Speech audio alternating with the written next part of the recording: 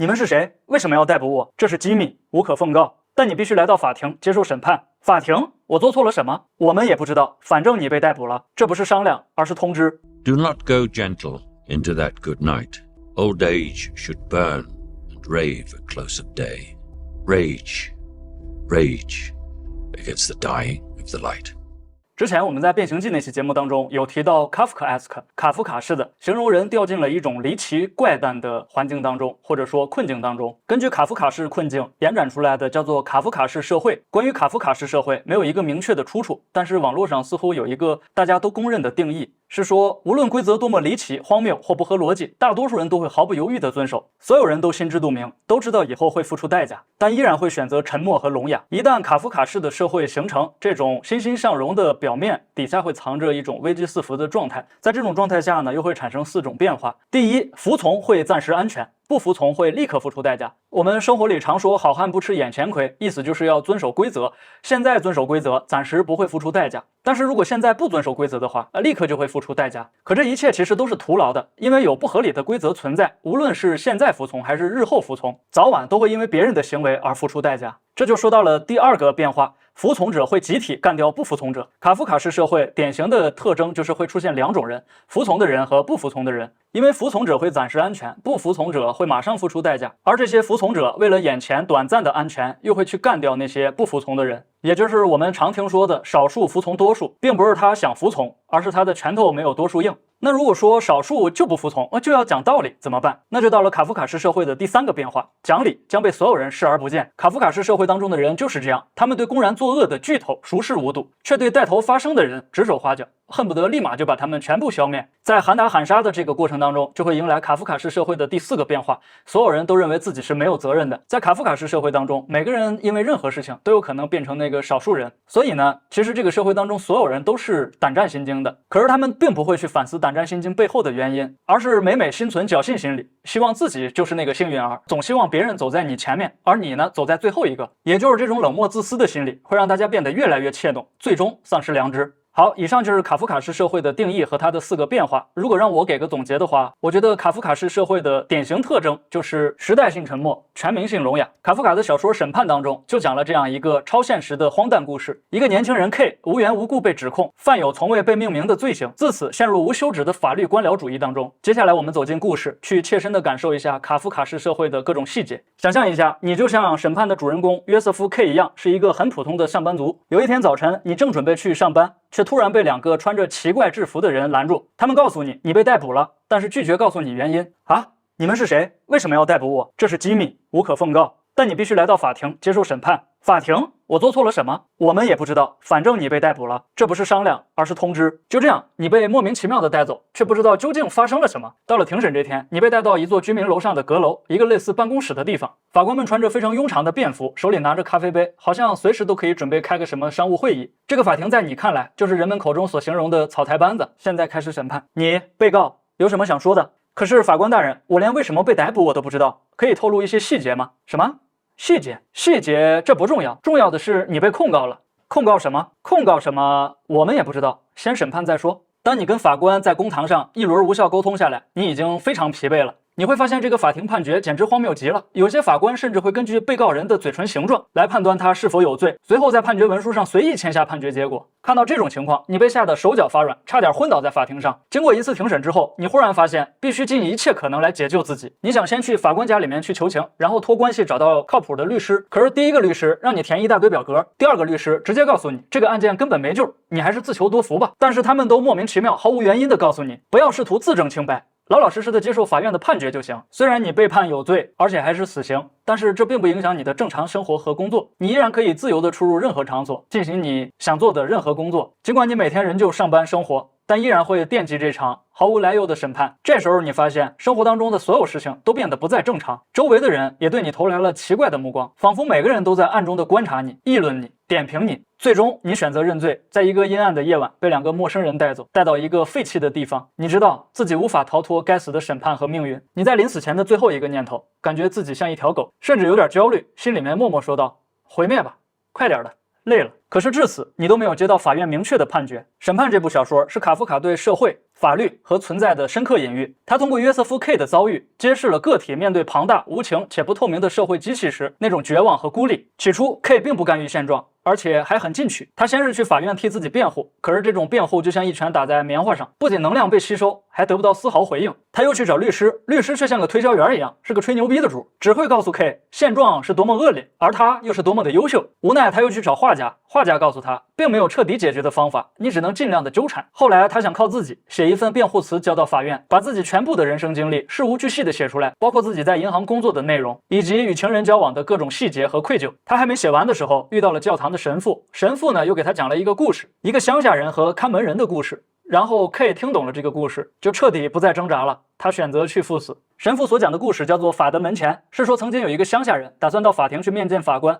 可是被一道门拦在了外面。看门人告诉他，你不能进去，因为你经过这道门，门后面还有无数道门，还有无数个守卫。乡下人见状，对看门人百般贿赂和恳求，但看门人始终只有一个答复，说他有可能进去，但不是现在。乡下人迫于无奈，只能在门口等，等过了春夏与秋冬，等到了秋冬与春夏，等待了大半生的年华之后，乡下人终于要死了。乡下人临死之前，看门人终于告诉他，这道门就是专门为你开的，现在你要死了，我要关上它。这个故事简直太可笑了，毫无逻辑可言，荒诞的一塌糊涂。可能我们所有人都有一个疑惑，乡下人为什么他不走开呢？他为什么就一直在那儿等呢？ K 的故事其实也很不可思议，他完全可以不理会那个莫名其妙的诉讼，去过自己很优渥的生活。可是 K 跟那个乡下人一样，他想从法的门前走到法的门后，去看看法的门后究竟有些什么。他也因为这个故事跟神父产生了激烈的辩论。神父认为乡下人在彷徨和等待当中浪费了一生的年华，是一个彻头彻尾的失败者。而 K 则认为乡下人坚守住了自己的信念，一生的时光都在追求自己认可的东西，反而是被视作权威的看门人一生都在牢笼中度过，去完成了一个本无必要的任务。好，回答刚才的问题， K 为什么就不走呢？他为什么非要守在法的门前呢？其实也就是因为他跟神父的这场辩论，导致了他有一些精神的转变。他忽然意识到，重要的并不是法庭的裁决，而是自己对自己的裁决。法的大门只能限制乡下人的行动，却不能限制他的心意。就像 K 最后选择死亡，自由而诚实地面对自我，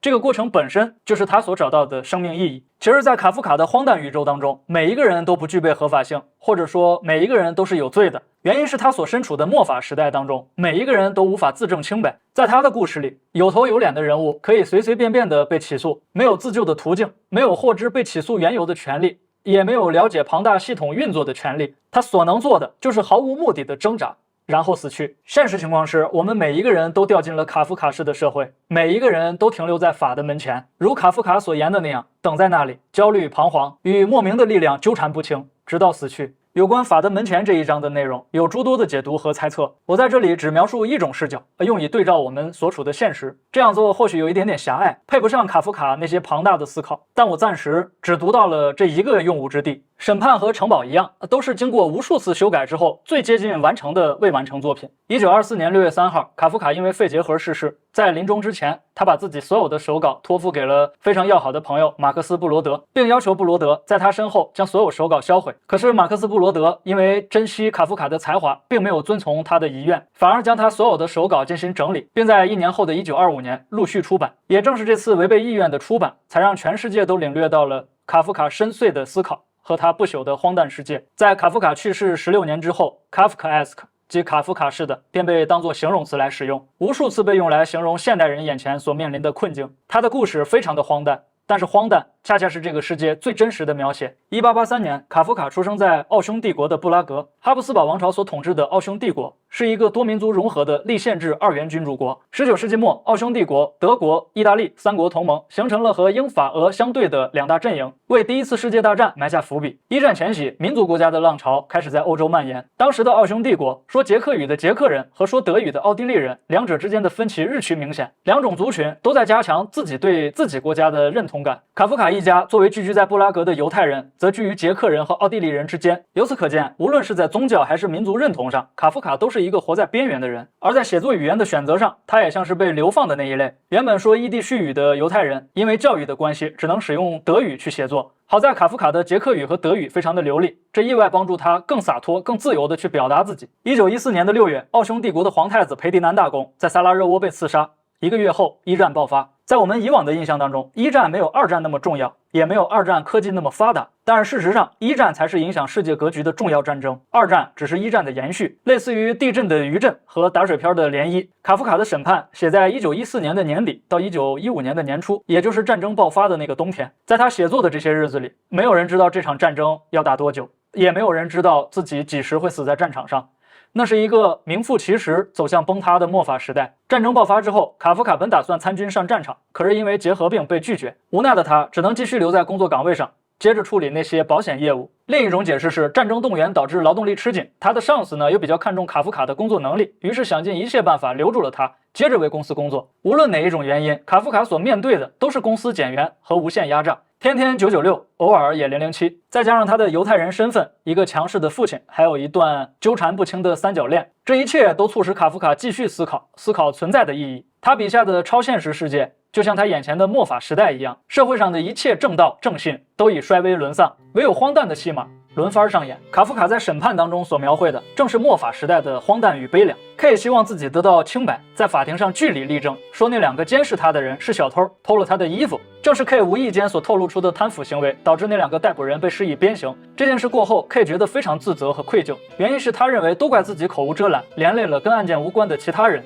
2个逮捕人因此咒骂 K： 你已经被判死刑了，你要依附干什么？在 K 看来，这2个人只是为了完成工作去监视他，并没有影响他的正常生活。而这2个人确实也值得同情，工资低，工作累不说，一言不合还有可能吃鞭子挨打。不过在我们看来，这2个逮捕人为了生存，甘愿放弃自己的原则，不就是平庸的人成就了平庸的恶？还有一个细思极恐的事情，就是 K 并未向任何人提起过诉讼的事儿，但是朋友、同事以及远在乡下的叔叔，他们都对审判的细节了如指掌。这是一个非常可怕的社会现象，它不仅迫使你认罪，还会摧毁你所在意的社会关系，让你无法得到任何的情感认同。一旦事情到了这个地步，虽然判决还未下达，却起到了未审先判的效果。就算 K 自己认为自己没有罪，在朋友、家人、同事的眼里，他也是有罪的。因为人们不会相信他的辩解，只会相信权威的判决，哪怕是这个判决还没有成为既成事实，但是这个判决的程序就已经代表了判决的结果。在末法时代，人们每天都被要求自证清白，可是人们根本无法自我证明，需要到权威机构开具证件、材料和文书来证明自己，来支持自己。在这种看似具有客观性和标准化的规则之下，法院只能证明你有罪，但无法证明你无罪，因为证明你无罪，需要证明你所参与的所有事件、去过的所有场景、说过的所有语言都无罪。他所需要的材料是无限的。这就造成一种非常荒诞的情形，虽然罪名特别随意，但是过程非常的正式，所有程序的事无巨细，导致没有人去在意审判的内容。在这种无休无止的纠缠当中，周围所有人都在警告 K， 说让他在法庭判决当中千万不要引人注意，最重要的是要顺着法庭的流程走，千万不要得罪任何人。你能改变什么？就凭你，弄死你都不知道你怎么死的，缺你吃了还是少你穿了？嘿，谁当法官都一样，咱就老老实实当个老百姓，让干啥干啥不就完了吗？比你能耐大的比比皆是，显出你来了。你看，人就是在这种环境当中，不知不觉的就被无意义和盲目的权威粉碎了。无论规则多么的离奇、荒谬或不合逻辑，大多数人都会毫不犹豫的遵守，所有人都心知肚明，都知道以后会付出代价，但依然会选择沉默和聋哑。整个社会看似井井有条，实则危机四伏。如果喜欢这期节目，请帮我点赞、留言、转发，感谢大家，我们下期再见。